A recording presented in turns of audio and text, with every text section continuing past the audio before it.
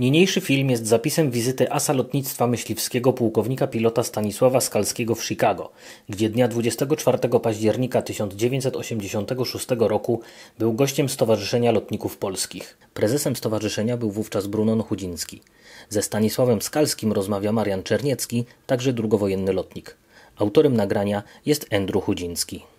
Więc pierwsze pytanie, jakie ja mam dla Ciebie, Stasiu, brzmi w ten sposób. Powiedz coś o polskim pilocie, dlaczego on jest uważany jako jeden z najlepszych i dlaczego polski pilot II wojny światowej nie ma aż tak dobrej oceny jak piloci innych krajów.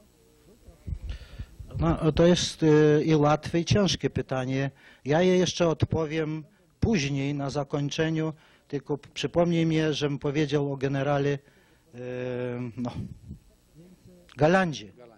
Inspektor lotnictwa myśliwskiego, który został generałem mając prawie 28 czy 9 lat po śmierci Meldersa i był do końca wojny tym inspektorem, którego ja poznałem, Cumbach i pułkownik Witorzyn w 1969 roku. Ale to później.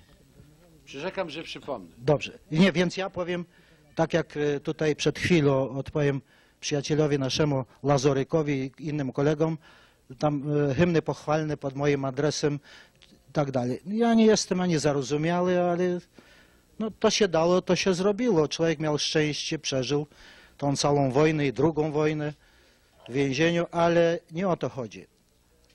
Nie wiem, ale wydaje mi się, że jestem bliski prawdy, jeśli powiem jako Polak, o Polakach. Razem lataliśmy, razem walczyliśmy i tak dalej, że mamy jakąś we krwi, czy w psychice narodu polskiego, powiedziałbym, może prawda, może mniej prawda, dużą siłę, która nam daje i wiarę, że w każdym pokoleniu to się odbija od 1863 roku. Ja kiedyś w Polsce z jednym panem powiedziałem, nie zazdroszczę panu, gdyby jutro była wojna, bo takich żołnierzy jak Polska miała w 1939 roku, to trzeba długo czekać. Tym bardziej warunki, jakie zaistniały. Dzisiaj zupełnie inna jest sytuacja. Ale wydaje mi się w dalszym ciągu, że no jesteśmy może, szumne słowo użyję, predestynowani nie do przewodzenia gdzieś w społecznościach, czy europejskich, czy światowych, czy takich, czy innych, wśród plemion, obojętnie jak to nazwać, ale jest coś w narodzie polskim, w pokoleniach. Ja więcej skoczę. To, co się działo z Solidarnością, następne pokolenia będą to samo robić. To nie jest koniec. To dopiero początek wielkiego ja, który kiedyś nadejdzie. Ja może w tej chwili jeszcze powiem, żebym nie zapomniał. Siedząc w więzieniu w 1955 roku, w styczniu chyba, wychodzimy na spacer. Ja widzę, po 5 nas chodziło w tym kręgu. Widzę jakąś sylwetkę wysokiego mężczyzny. Wszyscy ostrzyżeni byli pod zero. Siwy, ale zupełnie inaczej chodził niż my Polacy. I tak rozmawialiśmy. 5 nas wtedy siedziało. Ja mówię, przecież to chyba nie jest Polak ten, co chodzi. Zupełnie inny chód ma, inna sylwetka. I miałem, jak to się mówi, jak mnie koledzy kiedyś w czasie wojny mówili, on ma długi nos, lataj za nim, on czuje jak ptak. No ale to było też. Tak samo ja wtedy miałem wyczucie, że to nie był Polak. I była, no, myśmy to z rosyjskiego mówili, pieretasowka, czyli przerzutka. Znaczy z celi zabierali, innych tam mieszano nas. I taki oddziałowy, myśmy go nazywali warszawiak. Często mnie w niedzielę Skalski wychodzić. To człowiek jest zdenerwowany, nie wie, czy będą bić, czy coś się będzie. Nie bili, co prawda. I prowadzi mnie tam do innej celi. Patrzy, coś z 5 czy 6. Też nie wiem, o co chodzi, bo już się boję, sam jest. No, okazuje się, no siadajcie, palicie, palicie. No to opowiadajcie, jak to było w czasie wojny. No to już miałem ten plus, że potem nawet drugą porcję zupy dostałem, czy ogórka, czy coś w tym rodzaju. Ale to na marginesie. I ten warszawiak, jak myśmy go nazywali, był sprytny strasznie. I drzwi otwiera, wszystkich pozabierał, ja sam zostałem w tej celi. Powiada, Skalski, chcę siedzieć. Ja mówię, panie oddziałowy, tamten chodzi na spacerze taki, to chyba Anglik. Daj go pan tu do celi, ja sobie język przypomnę, porozmawiam. Znów chcesz dostać paragraf za drugie szpiegostwo, jak z Anglikiem będziesz rozmawiał? No, minęło z pół godziny czy coś takiego i wyszedł, zamknął. Potem otwiera drzwi i patrzy, wchodzi ten facet. Jednak dał mi go, jak to się mówi. No i okazało się, to był pan Greenwood. To jest rodzina znana w Anglii, tam w rejonie Ipswich i tak dalej. Labour Party, w każdym razie jego rodzina i tak dalej. Matka Polka, ojciec Anglik. Wykształcony. Dwóch braci siedziało wtedy w więzieniu. Stefan i Jerzy, ja właśnie z tym Stefanem siedziałem. I rozmowa różnego rodzaju toczyła się. I on mówi, czy pan wierzy w reinkarnację? Ja mówię, wie pan, wiem co to znaczy, ale pojęcia nie mam, więc nie mogę w coś wierzyć, jak nie wiem, co to jest, co to za chleb. On powiada, i bardzo ciekawy człowiek był. Wtedy miał 64 lata, ja 40 dobijałem, więc różnica była. Zaczęła się rozmowa naturalnie bardzo ciekawa. Uczył mnie, że się tak, o pan to musiał być jakiś wojownik w czasach egipskich i tak dalej, bo to idzie, to pan nie zginął wtedy jeszcze, tylko fizycznie, ale duchowo to pan żyje i jutro pan będzie jeszcze żył. Więc wiecie państwo, bo ja w dalszym ciągu śmieję się z tego, w cudzysłowie, bo nie znam, ale zaraz wam dam przykład. I on mówi, panie Stanisławie, po angielsku mówiliśmy, po polsku był bardzo dobrze. Rolnicze maszyny budowali w Łodzi przed I wojną światową rodzina i potem, no i wywołali duchy talerzyku, ich posądzili o szpiegostwo i dostali po 7 lat. Jeszcze taki Jan Górski, dobry malarz polski i brat jego, zresztą bliźniakami byli. I on mówi, ja już nie dożyję, ale pan dożyje. Wierzę w to. Mówi, nie minie ćwierć wieku, jak największym papieżem zostanie Polak. Proszę państwa, ja teraz ciarkę dostaję po skórze, jak ja sobie to przypominam. Ja o tym w ogóle zapomniałem, o panu Greenwoodzie, co mi mówił w celi w 1955 roku. Dopiero w kilka lat, jak papieżem został rzeczywiście Polak, ja sobie to wszystko uprzytomniłem i resztę, nawet przed zatwierdzeniem przez Sąd Najwyższy Solidarności, rozmawiałem z jednym panem, nawet nie chcę tu nazwiska wymieniać, który potem w Sejmie powtarzał te rzeczy, godziny rozmawiać tak jak z wami, że proszę Solidarność zatwierdzić, chociaż on nie miał nic wspólnego z tym. Powiedział, no co ja będę tym komiwojażerem? Ja mówię, proszę pana, pan jest dużym komiwojażerem, a ja taki maleńki. Niech pan pójdzie tam i powie, bo będzie draka. Taka rozmowa była między nami. No i rzeczywiście to było we środę, a w poniedziałek Solidarność się urodziła. Druga rzecz, którą pan Greenwood mi powiedział. Mówi, proszę pana, Polska, bo ja jestem polskim patriotą, chociaż noszę inne nazwisko, ale matka mnie nauczyła tego wszystkiego. I chcę panu powiedzieć, że naród polski, rozbiory, zniszczenia, I wojna światowa, tam i z powrotem te wojska chodziły po Polsce jak chciały. Skończyło się. Druga wojna, znów to samo. A dzisiaj pan siedzi w więzieniu, ja siedzę w więzieniu. Nie jest dobrze, jest bardzo źle. Ale z tego piekła zrodzi się ruch społeczny, który ogarnie cały świat. Ja dopiero zacząłem myśleć, jak powiadam, po kilku latach. Ten ruch społeczny, ja powiedziałem temu panu, który w Sejmie poruszył w 80 roku. Ten ruch społeczny naturalnie to jest Solidarność. Zobaczymy, co dalej będzie. To ja odpowiadam na to pytanie, co w nas tkwi, czy w narodzie, czy w pilotach, czy obojętne, ktokolwiek i jakie pokolenie się rodzi, też przyjmuje, że się tak wyrażę, tę pałeczkę i niesie ją w najtrudniejszych warunkach. Więcej panu powiem, bo teraz mi się przypomniało. W lipcu dostaję telefon w Warszawie. Dzwoni jeden pan. Mówi, proszę pana, myśmy się nie widzieli 30 lat.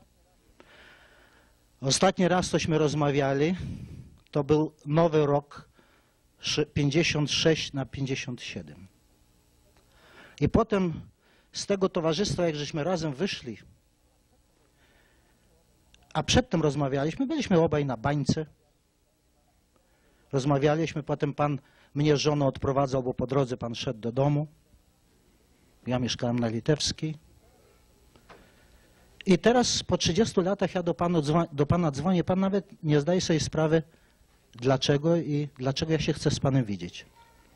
Ja mówię, panie profesorze, zaraz powiem, Schaff, profesor Adam Schaff, który teraz wykłada na różnych uniwersytetach w Zurichu, w Wiedniu, trochę w Polsce jest, przybywa, był wtedy w lipcu w tym roku.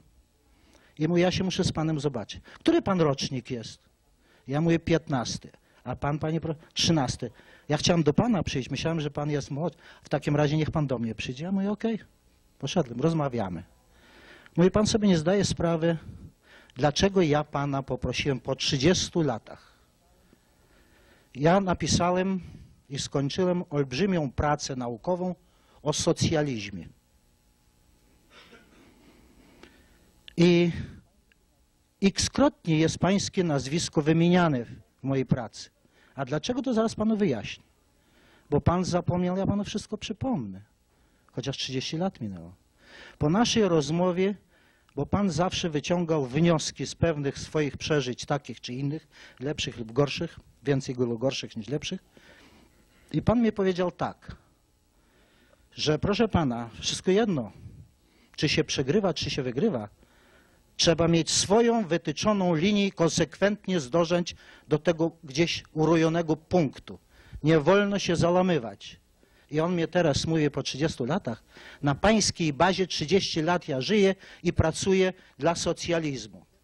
No nie wiem, kiedy ta praca się ukaże, w każdym razie, czy ja mam przeciwko. Ja mówię, proszę pana, to dla mnie zaszczyt, że w tej formie pan, że się tak wyrażę, wtłacza w tą swoją naukową pracę moje nazwisko. Ale panie profesorze, niech pan będzie taki uprzejmy i ja chcę przeczytać przed tym. On mówi, naturalnie. Ja nigdy, jak kogoś biorę, czy za świadka, czy ktoś kogoś, na kogo się powołuje, to najpierw mu dam przeczytać, żeby po prostu stwierdził, że to jest prawda, lub poprawkę jakąś wniósł, czy coś w tym rodzaju. Ja powiadam właśnie, chociaż to krótkie pytanie było, ja tak długo opowiadam na bazie różnego rodzaju przypadkowych doświadczeń, które czy przeżyłem i z państwem się dzielę, przepraszam. Może zrobimy krótką przerwę na chwileczkę, dlatego że ja przypuszczam, że Stasiu chciałby się coś napić, a ja też. Tutaj, Ale usiądź, dobrze? Nie, No zrób. Sekundę, dobrze. Okej, proszę bardzo. Potrzymaj. Okej. Ja jeszcze na to pierwsze pytanie odpowiem, bo już od razu, bo tam kilka się powtarza. Tak, one się będą kojarzyły z sobą. Ja z sobą takie wożę pewne rzeczy, bo nie wiadomo z kim się spotkam. Przepraszam. Pan? Może...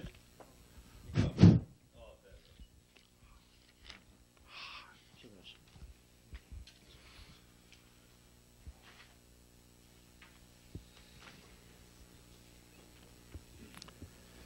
Dobra. Okej. Można?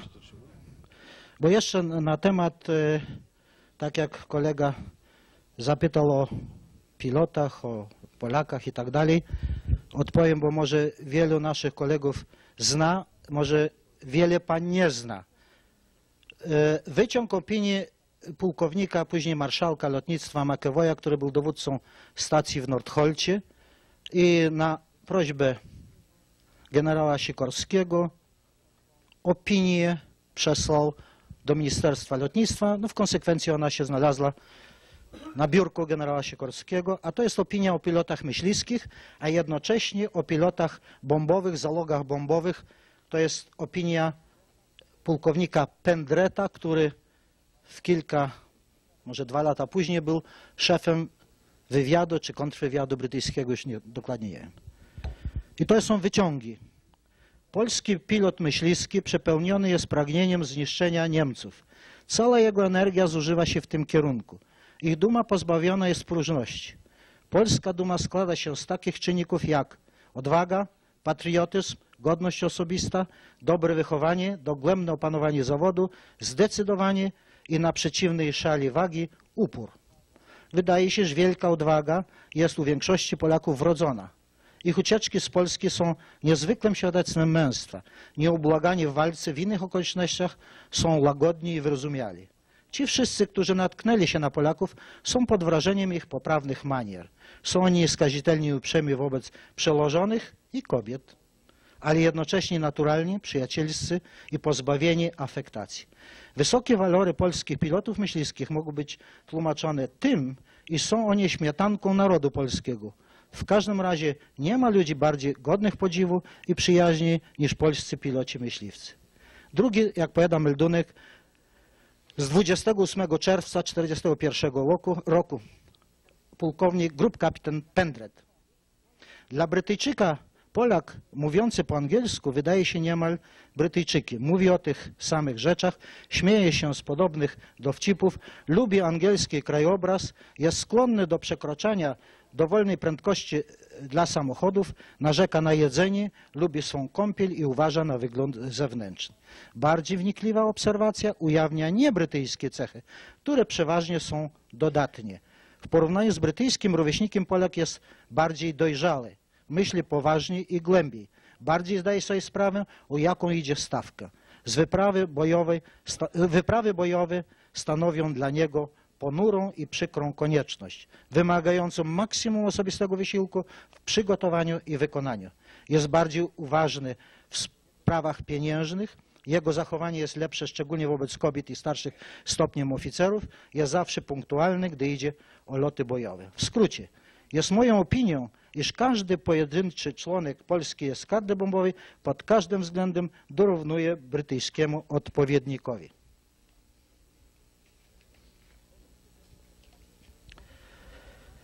Powyższe zawiera bardzo mało, a może i wcale ujemnej krytyki polskich zalóg. Pokazane są jako materiał rzeczywiście pierwszej klasy. Jest to ugruntowana opinia niżej podpisanego, który dowodzi lotniskiem, na którym przez ostatnie 10 miesięcy stacjonowały 2 polskie dywizjony bombowe. To przyjaciele o nas mówili, a teraz jak wrogowie o nas mówili. Byłem faszystowskim lotnikiem, Gottfried Leske, strona 336. Miller, pilot przyjaciela, powiada, że Polacy są wspaniałymi pilotami. On nie jest pierwszym, który to stwierdza. Wielu naszych przyjaciół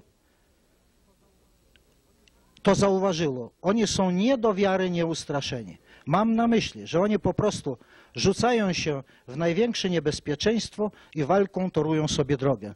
To jest naprawdę cholernie dobre. Meller mówi, że naprawdę można odczuć to, jak bardzo nas nienawidzą. Osobiście nie mam powodu, by nienawidzić Polaków. Dlaczego by musiał? Nie wiem, dlaczego oni nas tak nienawidzą. Mimo wszystko myśmy nie rozpoczęli wojnę. I gdyby oni byli rozsądni, mogliby po prostu wyjaśnić nasze nieporozumienia i mogliby teraz latać przeciw Anglii po naszej stronie. Ale niektórzy ludzie nie zdają sobie sprawy z tego, co jest dla nich dobre. A wielu ludzi nie wie, dlaczego nienawidzi. Ja tu na chwilę chcę wyjaśnić, że jak propaganda działała, bo ten Leske, on został zestrzelony w bitwie o Anglię, ale wtedy Niemcy wierzyli, że atak nawet na Gliwicy, na stacji i tak dalej, to był ze strony Polaków. Jak wiadomo dzisiaj, że to Heydrich wszystko wykombinował i wszyscy ci, którzy atakowali w polskich mundurach, zostali po prostu straceni. Jeszcze wrócę, bo tutaj pokazywał mnie przyjaciel kilka pytań na ten temat, o Polakach i tak dalej. Żeby już się nie powtarzać, zamknę tą jakąś sprawę, no powiedziałbym nawet może narodową i historyczną. W 1969 roku byłem w Londynie na premierze Bitwa o Anglię. Był kolega Cumbach nieżyjący i pułkownik Witorzęć. Po projekcji filmu znaleźliśmy się w Guildhall i no, wielkie przyjęcie dla 2000 osób. Między innymi była strona niemiecka jako konsultanci, generał Galan i 2 pułkowników, Komarnicki i jeszcze jeden. Bo jak Państwo widzieli, oglądali ten film, ja powiedziałbym, że pokazane 2 strony, tak jak kiedyś Towson napisał książkę Duel of Two Eagles, pojedynek 2 orłów. Więc mniej więcej tak wyglądano jedna strona i druga. Też nieżyjący od 2 lat pułkownik Bader, legless pilot bez 2 nóg, prawda, Państwo pamiętacie? Podchodzi do mnie i do Zumbacha, my staliśmy tam i mówi, chodźcie, Galant chce was poznać, dużo dobrego o was mówi, o Polakach i tak dalej, i tak dalej. Ja mówię, dlaczego nie? No poszliśmy. Ja notabene jeszcze kazano mi w mundurze wystąpić, co rzeczywiście moje przełożeniu wcześniej, generał Urbanowicz w konsekwencji miał rację, bo myśmy z Witorzęciem rzeczywiście byli oczkiem uwagi, bo co to jest, kto to jest i tak dalej, bo wszystko było w smokingach, czy pani wieczorowych sukniach i tak dalej. I przywitaliśmy się z Galandem i Galand mówi, chciałem panów poznać, po angielsku bardzo dobrze mówi, i powiedzieć i przekazać panu, żebyście kolegom powiedzieli, którzy jeszcze też żyją, że my w Luftwaffe mieliśmy największy szacunek i największe poważanie dla was od początku wojny do końca. Myśmy wiedzieli, gdzie Polacy latają, bo na słuchy nasze zawsze nam mówiły o tym, gdzie, jakie jednostki, wszystko wiedzieliśmy i naprawdę niech pan przekaże swoim kolegom, że z największym i baliśmy się was też. Wiedzieliśmy, wy jesteście bardzo ciężkim przeciwnikiem, że nie dajecie nikomu przejść swobodnie. I jeszcze kilka zdawkowych uprzejmości i tak dalej, i tak dalej. Na tym nasza się rozmowa skończyła. 69. W zeszłym roku jestem na 40-leciu samopomocy lotniczej naszej polskiej w Londynie i potem 15 na reunion, ten Battle of Britain. I tak siedziałem sobie sam pewnego dnia i myślę, no dobrze. Powiedziałem kolegom, powiedziałem innym to, co Galant powiedział, a dla mnie to była większa, powiedzmy, i dla każdego z nas. Chciałbym pana prosić, bo wszyscy jutro poumieramy, a to jest w pewnym sensie historia, o czym pan mówił i w jaki sposób naszych kolegów pan i mnie razem z nimi osądził. Niech pan mi to wszystko napisze, bo to jest, ja będę to u siebie miał nad biurkiem, bo to jest historia i dla mnie, i dla pana. Proszę państwa, nie minęło 10 dni, ja już wyjechałem z Londynu, kto inny przywiózł mnie tę odpowiedź, Galant, pisząc po angielsku Dear Stanley Skalski, dziękuję panu, wszystko pamiętam, tak samo jak pan pamięta. I chcę panu w 2 zdaniach, czy w 3 zdaniach, już nie pamiętam dokładnie, napisać to rzeczywiście. I on napisał, dobrze się stało, po niemiecku. No, ja prosiłem po niemiecku, bo to jest bardziej wartościowe niż po polsku, by napisał, czy po angielsku. Dobrze się stało. A jeszcze napisał, generał-leutnant Adolf Galant z żoną. Ja nie wiedziałem, o co chodzi, że z żoną przekreślony. Dopiero koledzy, którzy znają obyczaje niemieckie, że przekreśla się, jeśli żona umarła. Czyli on sam. Nie nową wizytówkę robi, tylko po prostu przekreśla. I flamastrem grubym napisał. Dobrze się stało, że polscy piloci myśliwscy pomogli, że myśmy przegrali bitwę o Anglię. Dobrze się stało dla całego świata i dla kultury europejskiej. I jeszcze coś już nie pamiętam, ale to już zdawkowe. Jak przeczytałem, kolegom pokazałem, to wszyscy się za głowę chwycili. Naturalnie to jest dla nas, to już jest dokument. Nasz kolega zresztą, który pisuje, Eibich z Kanady, jak zobaczył, to od razu zażądał, żeby, a między innymi on mi przysłał swoje zdjęcie w mundurze Luftwaffe. Ja rzeczywiście, patrząc na historyczne pewne sprawy, zresztą niektóre niepotrzebnie zniszczyłem, bo to człowiek był, nie patrzył, że ile lat minie, to ja to wszystko zachowałem, nawet kopertę, bo to jest jakiś dokument historyczny. To, co przeciwnik o nas napisał. To chyba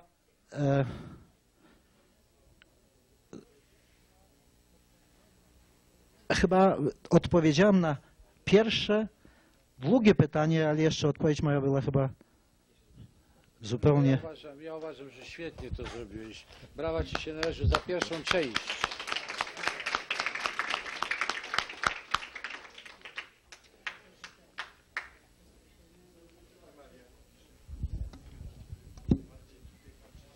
Tak? No dobrze, mów, co mamy robić. My jesteśmy twoimi tego. To może to odstawić, tak.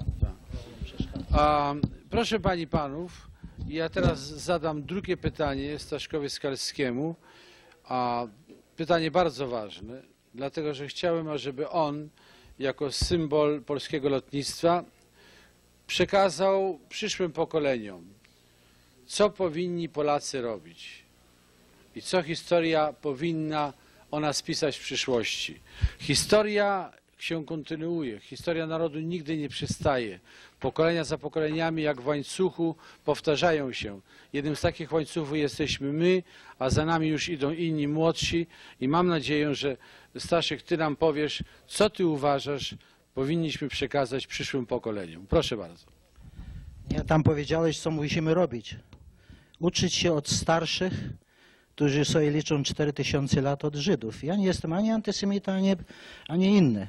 Tylko szanuję ich solidarność, chociaż u nas się urodziła, ale my wiemy o tym, że jak Żydzi między sobą mogą się bić i kłócić, jak przyjdzie Goj, to już oni są solidarni, tak samo my. My odwrotnie, bo nie wiadomo, kto między nami będzie, 2 czy 3, obojętnie jak nazwiemy, ale rzeczywiście to, co u nas jest najgorsze, to, co ja stwierdziłem nie raz, nie dwa i w Anglii, i na pewno tutaj, to przyznacie mi rację, największy charakter, no nie charakter, największy błąd w naszej charakterystyce to jest zawiść. Nie nienawiść, zawiść. Jeden drugiemu zazdrości. Zawistny jest. Jak komuś się dobrze powodzi, a skąd on ma te pieniądze, a gdzie on jest, a dlaczego nie ja i tak dalej. I proszę kolegów, zresztą ja to wszędzie powtarzam, nawet i w Polsce, ja mówię, uczmy się właśnie od tej solidarności żydowskiej, że jak oni gdzieś ktoś idzie, to już ściągnie drugiego, idą do góry, pchają. Jeden drugiemu pomaga, bo wie, że wyjdą z tego. A nie odwrotnie, u nas każdy chce ściągnąć, bo mu się gorzej powodzi. I ta zawiść, jak powtarzam jeszcze raz, bo nienawiść to jest co innego, ale zawiść to jest straszna, to jest nasz, może jeśli chodzi o charakterystykę każdego Polaka, to najgorsza, ujemna strona charakteru.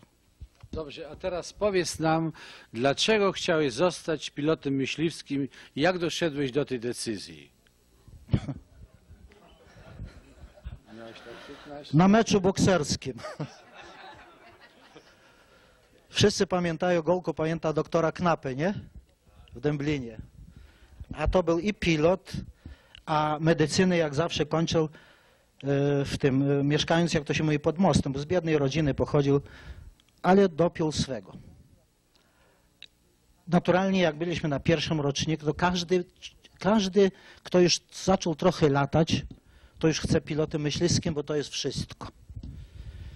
Chociaż nie wszystko, jak się okazało. I w 1936 roku już trafiłem do podchorążówki, najpierw do rezerwy, potem 3. rocznik, 3-letnia szkoła. W każdym razie szkolimy się.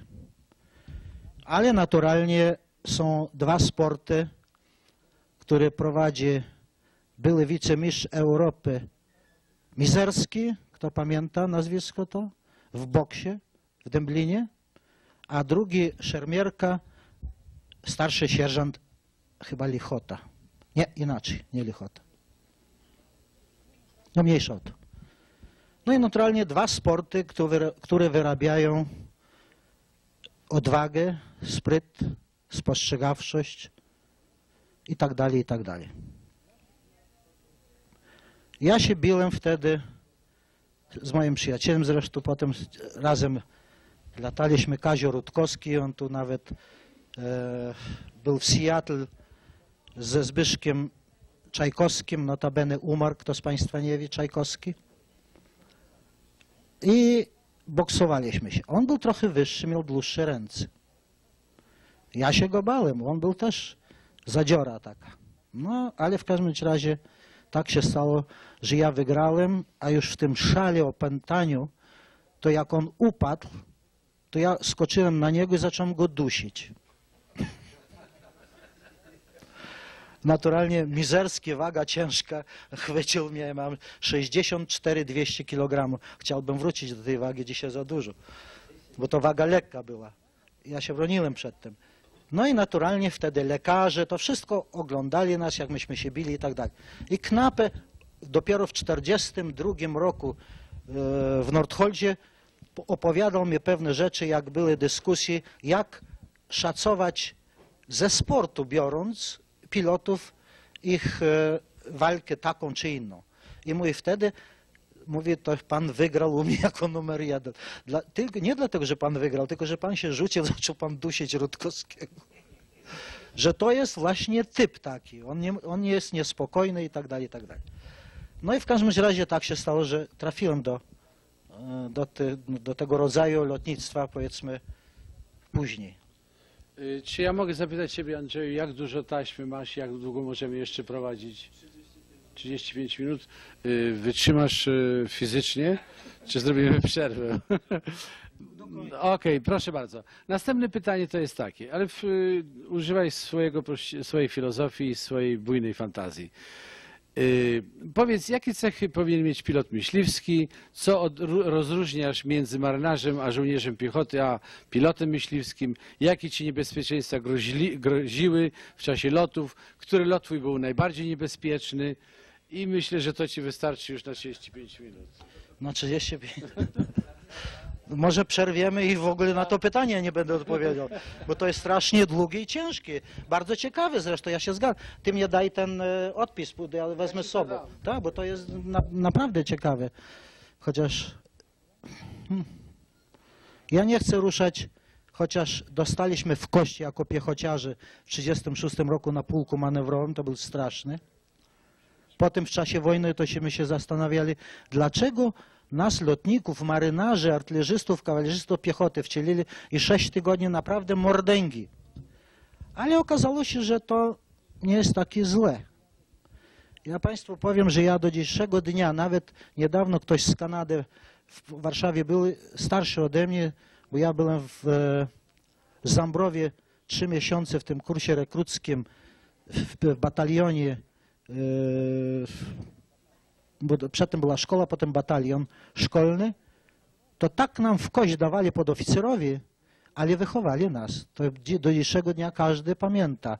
Kto był w Zambrowie, to pamięta Gruszy, te bagna tamtejsze i tak dalej. Ponieważ ja już miałem iść najpierw do rezerwy, potem do zawodowej, do Dęblina, do lotnictwa, to mnie zrobili celowniczym karabinów maszynowych, bo ja byłem w kompanii karabinów maszynowych.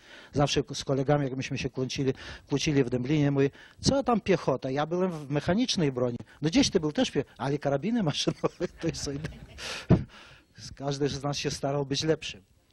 I był taki sierżant Drozd, nieduży, i pamiętam jesień, błoto, tak jak dzisiaj deszcz, makabra, mokro, tam tego, i ostre natarcie. Ostre natarcie to prawdziwe kule strzelają tam na wysokości jakiejś bezpiecznej, ale trzeba pełzać, biegać nachylonym, a ja tą lufę byłem jako celowniczy, to wodochłodzone, to ciężkie niesamowicie. No ale dawałem sobie rady. I teraz rów jest, no powiedzmy jakieś 1,5 metra. To trzeba było też po tym błocie rozpędzić, żeby przeskoczyć tą wodę. I tam wszyscy skaczą, a ja no nie przeskoczę, bo to ciężkie, ja jeszcze muszę trzymać tak tą lufę, jak dziecko, za przeproszeniem. No i stanąłem. No, tam ci leżą, a Drozd mówi, no i co? Ja mówię, panie sierżancie, przecież ja nie przeskoczę z tą lufą. Cholera. Proszę państwa, w butach z cholewami był. Tak po wodę wszedł, wziął lufę, przeszedł na drugą stronę i rzucił mnie. Dobrze, ja złapałem, no to też przylazłem. Na czym polega cały widz, powiedzmy? To nie to, że on nas pędził w bagna, w błota. On sam pokazał. I do dzisiejszego dnia każdy pamięta, kto w Zambrowie był w tych latach, kiedy sierżant Drozd był, to Drozd mówi, to był wspaniały wychowawca. Nie to, że on nas pędzał, znęcał się, nie. On wszystkiego uczył i potem tak samo w tych pułkach manewrowych i tak dalej. Naturalnie wojna pokazała, że to wszystko nam było niepotrzebne, wydawałoby się, ale wszyscy stwierdzaliśmy w latach późniejszych, już dowodząc dywizjonami, czy tam wingami, czy coś takiego, mówię, jak ci podoficerowie nas nauczyli być dowódcami. Że trzeba pokazać swojemu chłopakowi, temu młodemu, który przychodzi, co ja robię. Tak samo jak tutaj nasz kolega Gołko potwierdzi, jak Francja, jak dywizjon myśliwski, to dowódcy latali na tych potezach 63, oni dowodzili, a inni walczyli. No co to za wracanie głowy? Dopiero w Anglii rzeczywiście z prawdziwego zdarzenia i nie tylko byli dowódcy, ale i taktyka cała, która nie tylko nas nauczyła, a już tu też powiem to, co się działo, bo tutaj wspomniał kolega Łazoryk, nazwisko kapitana Laskowskiego Floriana. Tu muszę powiedzieć, dlatego x razy o nim pisałem, chociaż wykonał tylko jeden lot 2 września po 2 godzinie w ataku na czołgi. On zginął, z tego rocznika Władek Urban, świetny pilot, i kapral Mielczyński. Notabene ich dwóch i ja trzeci mieliśmy w końcu września lecieć do Anglii, przeszkolić się na Hurrikanach. Naturalnie przeszkoliliśmy się tylko bez nich, no i w innej formie. I Laskowski no, wyjątkowym dowódcą był. Przyszedł w 1938 roku, w jesieni, i to, co ja się spotkałem, bo ja tutaj kończyłem Commandant General Staff School, no, wyższa szkoła wojenna, Fort Leavenworth, koło Kansas City, w końcu 40, na początku 45 roku. I na marginesie dostaję z Pentagonu depeszę. Proceed to Tampa, Florida for lecturing purposes. Ja nigdy tego nie zapomnę, tej treści, dlatego że dla mnie to było tak zwany double meaning. Czy ja mam uczyć, czy mnie mają uczyć? For lecturing purposes. Dopiero dzisiaj mnie wytłumaczyli dobrze znający, mówi, nie, to tyś miał uczyć. To ja dopiero zmieniłem zdanie. No i naturalnie generał Vandenberg, który potem wojna koreańska, był dowódcą III Armii Powietrznej, a przedtem w Anglii był dowódcą 9 Armii Taktycznej w 1944 roku. I on mówi, proszę pana, ja bym chciał, żeby pan wykład nam zrobił taki rozwój taktyki lotnictwa myśliwskiego na przestrzeni wojny i na wszystkich teatrach wojny. No ja rzeczywiście oprócz w Chinach to wszędzie byłem prawie. Ale on mówi, ale from Toruń. Ja mówię, how do you know about Toruń? Co pan wie? A on mówi, ja wszystko wiem, rzeczywiście. No i proszę państwa, tak w skrócie. No Salia mówi, dobra, ja w każdej chwili mogę, nie potrzebuję się przygotowywać i tak dalej. Przychodzi ze 40 osób, generałowie, pułkownicy. Ja myślę, o Jezu, gdzie ja trafiłem? A widzę, znam oznaczenia amerykańskie, chociażby te frontowe, to, czy to teatr wojenny europejski, czy tam Azja, czy Afryka Północna, czy coś takiego. Więc ja mówię do generała Vandenberga, że chyba jakieś nieporozumienie. On mówi, nie. No w każdym razie to wszystko trwało, pamiętam, od 10 do 4 po południu. Ja zacząłem rzeczywiście od Torunia, od Laskowskiego, który nas jak nikt chyba na świecie nie przygotował do II wojny światowej, bo nigdzie takiego tematu walk nie było jak w Toruniu przez cały rok. Owszem, tam blisko był poligon. Warszawa musiała latać do Brześcia, tam nad Bugiem, na poligon raz w roku, czy 2 razy w roku, już nie wiem. A myśmy prawie stale latali od 3 tam do 10, strzelanie powietrzne do Rękawa i tak dalej, i tak dalej. Ale teraz jak walki wyglądały? Myśmy znaleźli się w Anglii, to w ogóle Anglicy powiedzieli wariaci. Ale już w 1941 roku, w końcu, jak chłopak taki z Australii, z Nowej Zelandii czy Anglii po przeszkoleniu szedł do OTU, tak zwanego tego myśliwskiego, jak spotkał Polaka, mówi, panie, niech pan mnie załatwi, żebym ja dostał się do polskiego instruktora. Bo oni już wiedzieli, już fama poszła po całym RAF-ie. Jak walki, jak uczą, jacy są instruktorzy i tak dalej. Anglicy walkę powietrzną robili w ten sposób, że instruktor prowadzi numer 2 za nim i mówi, to ja uciekam, a ty mnie łap. No to co to jest? A my, walka powietrzna, łeb w łeb, na jednakowej wysokości, na maksymalnej szybkości, wiązaliśmy się koło. To Anglicy to nazywali dogfight. Oni mieli rację, że nazywali dogfight. Ja potem z początku nie rozumiałem, o co chodzi. Ale jak państwo widzieli psa, który leży sobie na słońcu i nagle łapie muchę, bo ona usiadła mu na ogonie i zaczyna się kręcić, jak w przeręblie pewna część lodu czy coś takiego. I to samo, tak samo wyglądała rzeczywiście walka. Ale na czym polegało dalej? 1 na 1. Myśmy pomalowali, jedna eskadra 141, jako Niemcy pomalowali ogony na biało, bo na tych samych samolotach, więc to trzeba było uważać, kogo się atakuje. A powiedzmy, myśmy mieli szyk. Numer 1, ja już trójkę mówię, 1, numer 2, no dobra, numer 2, numer 3 wyżej, w zależności od słońca, prawda, żeby nawzajem się widzieli i osłaniali. Niemcy latali gęsiego, 1, poniżej drugi, trzeci. Organizacja ta sama. Sztafel to była eskadra 9 plus 3 rezerwa, czy dywizjon. U nas był dwueskadrowy, u nich 3. I teraz tak, 1 na 1, 2 na 1. Na czym polegała teraz walka tego numer 2? Ja muszę to wyjaśnić, przepraszam. Że ja walczyłem z białym ogonem. Jak ja wygrywałem, to ten z białym ogonem, drugi, który wisiał i pilnował, on robił tak zwaną intercepcję. On atakował mnie, ja już musiałem tego zostawić, a musieliśmy wszystko zdjęcia robić, nie na pale tam, ja zestrzeliłem, czyli zdjęcie musiał przywieźć. I teraz ja musiałem zostawić tego, zakładamy zestrzelonego czy nie, i walczyć teraz, bronić się, bo ten mi już na ogonie siedział. Potem 2 na 2, czyli pierwszy atakował drugiego, i to wszystko się działo 9 na 9. To z Torunia ludzie przychodzili, pytali się, dziewczyny zwłaszcza, mówi, kiedy tam wojować będziecie, czy coś takiego, żeby zobaczyć. To rzeczywiście było widowisko na wysokości naturalnie 3000 metrów, żeby coś się nie stało. I stało się kiedyś raz, co prawda, że bo były różne ogniska tych walk pojedynczych, prawda? 9 na 9, czyli 9 środowisk, ośrodków walki na różnych wysokościach, ale to wszystko ciasno było nad tym samym lotniskiem. No i kiedyś, zresztą świetny pilot, akrobata Kosiński w tych skrętach, prawda, stracił szybkość, zwalił się i przeciął porucznika Pisarka wtedy na pół. Pisarek wyskoczył tyle centymetrów, ja wiem, 2 czy 3 od spadochronu, byśmy plecowe spadochrony, wyskoczył, uratował się, a ten Kosiński, prawda, tam śmigło, uszkodził podwozie, zdaje się, lewe, na jednym kole wylądował, wszystko się stało, nikomu się krzywda nie stało. W każdym razie był taki plan. I tenżeż Vandenberg w 1945 roku w styczniu, on mówi, ja wszystko wiem o tym.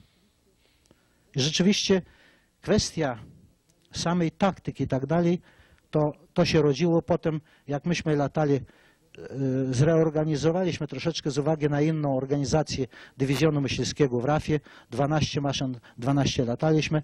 Myśmy najpierw, jak była trójka, to myśmy połączyli trójkę i czwórkami. To Anglicy nazwali Polish Formation albo Finger Formation. Do dzisiejszego dnia cały świat tak lata.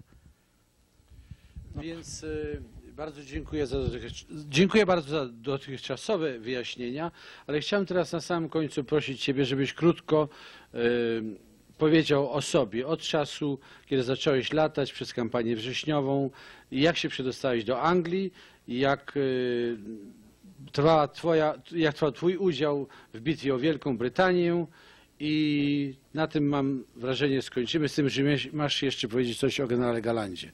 Czy to już wszystko? Nie, to już powiedziałem. Powiedziałeś? Tak. Okej. Voilà. To już włączyłem tam to o Polak. Długie pytanie, ale ja w skrócie, tak jak życiorys pisałem, jak UB mnie aresztowała, a tych życiorysów chyba ze 40 napisałem, bo tam każdy przecinek znaczył coś, a coś zapomniał albo skłamał. No obojętnie. Może to jest prawda. No ja już zacząłem myśleć o lotnictwie mając 12 lat, jak byłem u wuja na manewrach nad Dniestrem. Niestety do nas nie należy, Mikołajowi, i zobaczyłem z Lwowa widocznie pierwszego poteza, który gdzieś tam podchwytywał meldunek, manewry i tak dalej. To mi się podobało. Naturalnie pierwsza rzecz, to złapałem kamień i starałem się trafić w niego, jak to każdy, gdzie tam zobaczył samolot. Absurdy. No, jak skończyłem gimnazjum, to trochę za wcześnie, nie mogłem się do wojska dostać. Z początku chciałem do lotnictwa od razu iść. No więc potem zdałem egzamin na Politechnikę, ale to jak z kolegami, którzy zginęli tutaj, na pewno koledzy znają, którzy latali, Stanisław Piątkowski, Ostrogi. Bo rzeczywiście jestem świętej pamięci, dzisiaj Cumbachem był dowódcą 303, ja 317. Tośmy pewną taktykę, za chwilę powiem w 2 słowach. I zestrzeliliśmy w stosunku do 95 zestrzelonych przez 56 dywizjonów, myśmy zestrzelili 19. No więc to procent, 2 dywizjony polskie, duży. Z minimalnymi stratami. Ja tylko mój dobry pilot, zresztą też w tym roku umarł, Cholewka, no, był postrzelony rękę, ale potem latał nawet, jeszcze tylko sztywną rękę miał. W sensie jakimś wtedy szukaliśmy z Cumbachem, jak tych Niemców, bo ich coraz mniej było, nas więcej, więc wyłuskać, jak ich, że się tak wyrażę, napuścić na siebie. No ja mówię, słuchaj, rzucaj Orla i Reszkę. On mówi, no i co z tego? Ja mówię, jak będziemy w 2 dywizjony lecieć, bo 3 to już niewygodna sprawa, a często lataliśmy w 2, to jeden będzie baranem, będzie się podstawiał, jak to się mówi po polsku, a drugi będzie pilnował, żeby w swoim czasie nie dopuścić do ataku, a odwrotnie atakować Niemców. Naturalnie to jest kwestia cała, gdzie jest słońce, z której strony i tak dalej, i tak dalej. Ale z chwilą, kiedyśmy zobaczyli już przeciwnika, powiedzmy, ja nawet więcej byłem baranem niż tym, który na górę idzie w słońce, bo zawsze przegrywałem. No więc powiedzmy, ja lecę i teraz Niemcy gdzieś się pokazują, to ja już nawet po imieniu myśmy go nazywali Johan. Johan, idź w górę w słońce. No to on szedł w słońce gdzieś tam, a ja ze słońcem leciałem, tak żeby Niemcy mnie gdzieś tam widzieli i mówią, no stado baranów leci, nic nie widzę. A my nic nie ruszamy się, ale naturalnie rozmowa po polsku idzie na całego. Było nawet tak kiedyś, że ja krzyczałem, mówię, ty, ja już więcej nie wytrzymam, atakuj. On mówi, ja już atakuję, co ty mnie nie widzisz? Bo ja mówię, już Niemcy jakieś 700 metrów atakują nas, coś 15 czy 20, więcej i tak dalej, nas 12. No naturalnie myśmy już byli przygotowani, jak tylko Niemcy podchodzą, żeby nie oddał strzału, bo może trafić nawet dalekie odległości, to myśmy się rozpryskiwali, tak jak po prostu jakby ktoś w nas granat rzucił. 4 w prawo, w lewo, tam jakieś figury i tak dalej, a oni w tym czasie już atakowali tą grupę niemiecką. I potem myśmy w konsekwencji, nawet były takie wypadki, że my, będąc atakowani, zestrzeliliśmy więcej niż powiedzmy jego dywizjon, który był w tej lepszym położeniu. No i naturalnie to się trwało cały prawie 42 rok. Ale z początku, jak myśmy meldunek składali intelligence oficerowi, no to byli zachwyceni i Anglicy, i grupa, i fighter commandy, wszyscy i tak dalej. Tylko składajcie nam wszystko dokładnie, jak oni to robią. A w konsekwencji ja mówię do Cumbacha, słuchaj, ty już przestań ględzić. Mówię, zrobiliśmy koniec, oni już wiedzą, o co chodzi. Znów 2 godziny, a dziewczyny czekają w orczadzie, jak tu kolega Lazoryk powiedział. W każdym razie to weszło do historii RAF-u, prawda, tak zwana nasza taktyka Orla i Reszki, czy coś w tym rodzaju nazywali. W każdym razie, ja w skrócie teraz powiem tak. W 501, bitwa o Anglię, byłem w 501 angielskim dywizjonie, zresztą bardzo dobrym. Potem wróciłem do swego dywizjonu 306 toruńskiego w lutym 41. W lipcu 41 zostałem dowódcą eskadry, bo jednak ginęli nasi. To wtedy było, to się mówi, rzeź niewiniątek. Bardzo dużo ginęło. No ja szybko zostałem dowódcą eskadry w 306. Potem poszliśmy w jesieni na odpoczynek.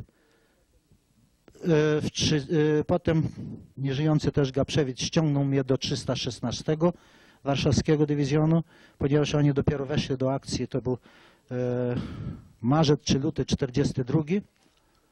W początkach maja 42 roku właśnie tu wspomniany, zresztą świetny facet i pilot, pułkownik Pisarek zginął z Ozyrą, dowódcą 317 dywizjonu i mnie wyznaczono na 317. No, wtedy powiedziałem pułkownikowi Pawlikowskiemu, nie idę po trupach, nie pójdę na 317 dywizjon. Zresztą też były takie chorobliwe ambicje, że niech z naszego dywizjonu, jeżeli się tak wyrażę, rodzi się dowódca eskadry, dywizjonu i tak dalej. No ale w końcu Pawlikowski załadował mnie do samochodu i zawiózł obok, tam 10 mil na inne lotnisko. Po skończeniu całej tury nawet amerykański as Gabreski, Francis Gabreski, ty go znasz na pewno, Gołko, mieszka w Nowym Jorku, żyje, potem w Korei jeszcze latał, to przyszedł do mnie nie na przeszkolenie, bo on był kapitanem i był w Pearl Harbor, tylko jak się tworzyła 8. Armia Powietrzna, on został wyznaczony na dowódcę dywizjonu i powiedział: nie, ja nie obejmuję, chcę pójść do Polaków. On perfekt mówił po polsku, nauczyć się od nich. No i był u mnie, potem u kolegi Sawicza, bo ja odszedłem na odpoczynek. I w koniec 1942 roku byłem tak zwany CFI, Chief Flying Instructor w szkole myśliwskiej Balado Bridge, ale ja tam nie mogłem wytrzymać, bo ja się nie nadaję na instruktora. Więc nawet poszedłem do pułkownika takiego w Gręcz, mas fajny chłop. Ja mówię: panie pułkowniku, ja chcę iść. Ja mogę na pilot oficera, byłem w stopniu majora. Na pilot oficera, tylko ja chcę na południe do jednostki bojowej. Ja nie nadaję się na to. Zresztą mówię, a był taki przyzwoity, mądry chłop. On mówi: dobrze, ja ci pomogę. Ale akurat wynikła sprawa, że marszałek Sholto Douglas, który był przedtem dowódcą lotnictwa myśliwskiego, został przeniesiony na Bliski Wschód, na dowódcę całego tego rejonu, basenu śródziemnomorskiego. No i wysłał depeszę do Ministerstwa Lotnictwa, że on chce mieć Polaków, że tu Polaków nie ma, on się źle czuje. A on był rzeczywiście polonofil, nie z tej planety. No w końcu powstała myśl, żeby stworzyć taki zespół, jak go nazwano potem Polish Fighting Team, a ja byłem pierwszy, który chciano się nawet w Londynie pozbyć, ja wiem dlaczego. Notabene z Zumbachem myśmy taką wojnę prowadzili personalną z dowództwem. Na czym ona polegała? Myśmy wygrali ją. Mieliśmy dużo podoficerów, właśnie z tych szkół małoletnich. To nie miał matury, ale miał 7-8 klas, czasami gimnazjum czy coś takiego. Bardzo dobrze latali, odważnie, świetni piloci i tak dalej. I myśmy ich forsowali, żeby ich ciągnąć, żeby zrobić ich oficerów, żeby oni później po prostu zostali dowódcami. I takich bardzo dużo potem zostało. Ale jeszcze taki Władysław Nowak, mój pierwszy instruktor w Grudziądzu, on był zestrzelony i potem z sercem coś tam wysiadło, on był personalny, to przyjechał do Zumbacha, mówi: Jasiu, i ty uważaj, bo leśne dziadki, bo myśmy nazywali młodzi wszystko, którzy byli starsi wiekiem, i od majora w góry leśne dziadki. I leśne dziadki przeciwko wam mają, mówię: wam się w Elbach, Skalskiemu i Zumbachowi się w Elbach poprzewracało, bo oni chcą wszystkich podoficerów awansować. A co potem z nami będzie? No ale to są czy żarty, czy nie żarty, ale tak mówiono. W każdym razie potem powstała ta koncepcja oficera czasów wojny, która mówiła, że tych najlepszych podoficerów, nawet do podchorążówki szli w piechotę tam w Szkocji czy coś w tym rodzaju. No i potem zostali oficerami, szybko awansowali tam podobnie. Zresztą na marginesie zaraz powiem jeszcze jedną rzecz. Potem ja znalazłem się z tymi 15 pilotami w Afryce. Polish Fighting Team, potem najpierw nazywali nas Anglicy Polish Devils, a potem Cyrk Skalski, no mniejsza od. W każdym razie to w literaturze zostało. I marszałek Brodhurst był dowódcą lotnictwa zachodniej pustyni. Fajny chłop, taki pilot z Battle of Britain, ale już taki zarozumiały Anglik, co tam Amerykanie, nikt, tylko Anglicy.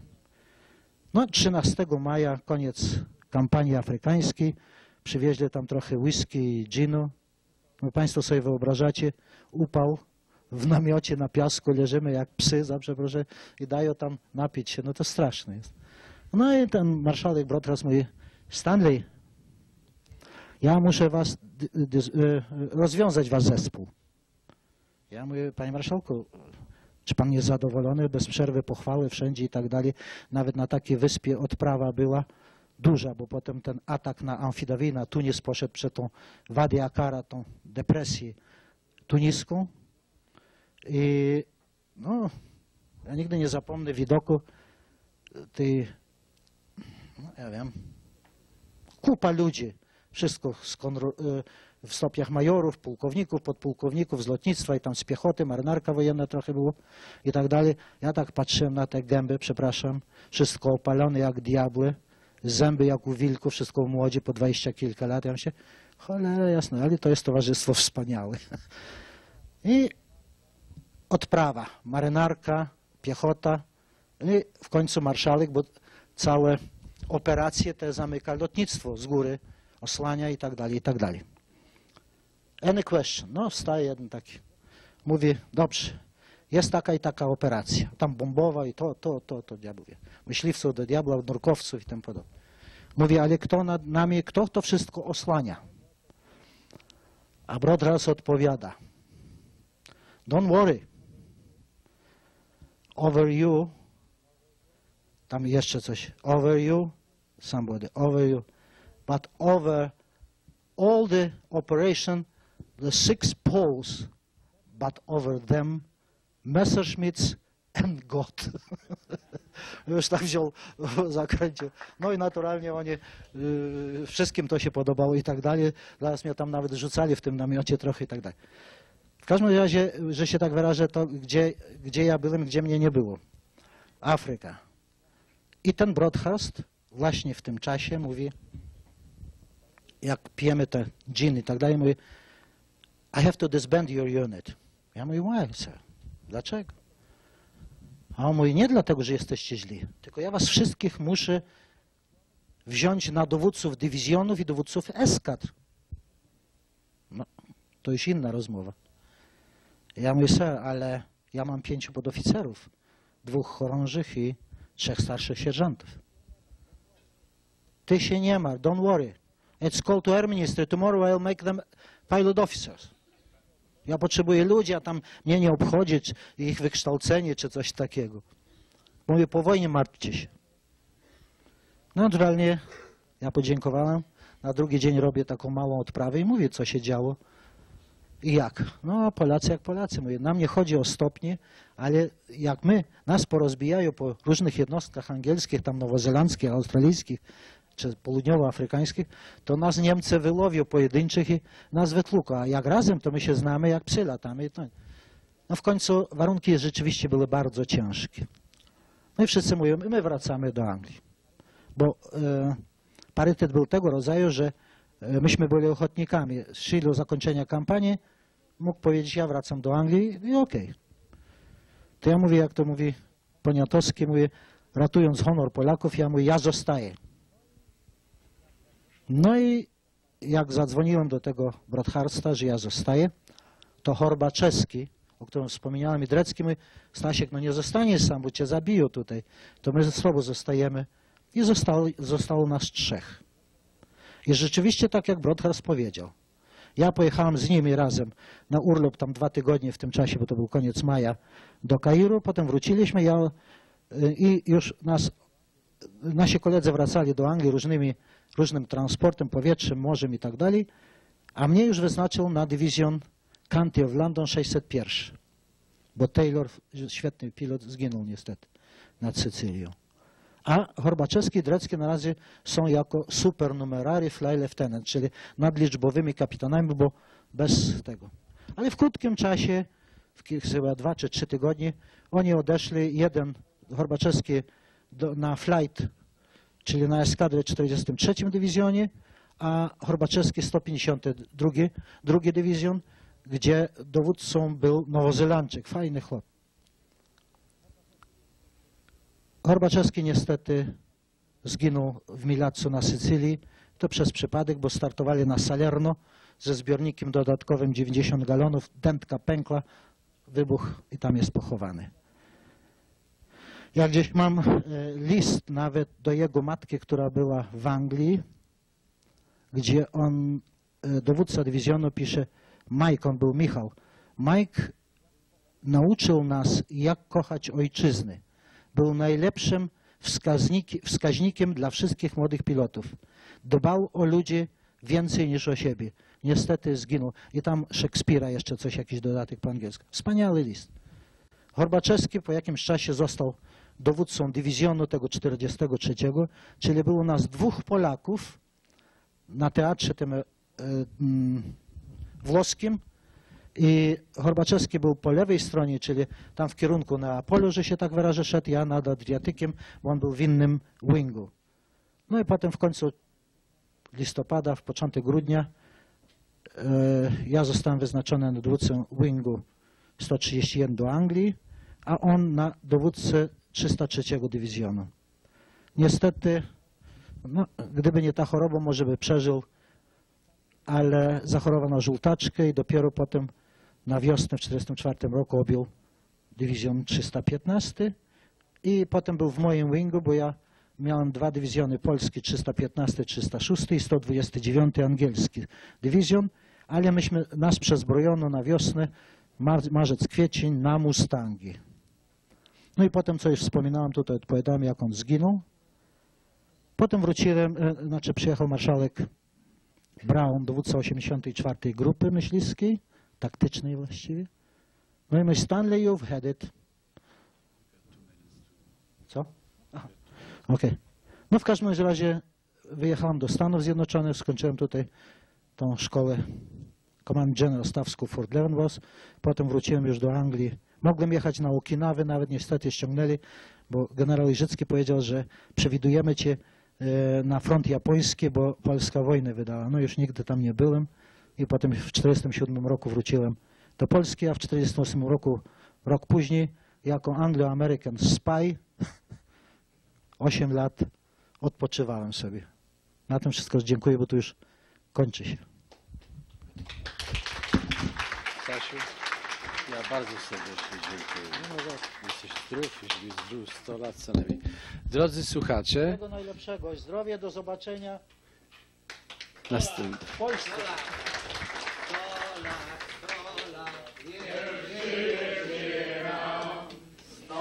Po coś to zaczął?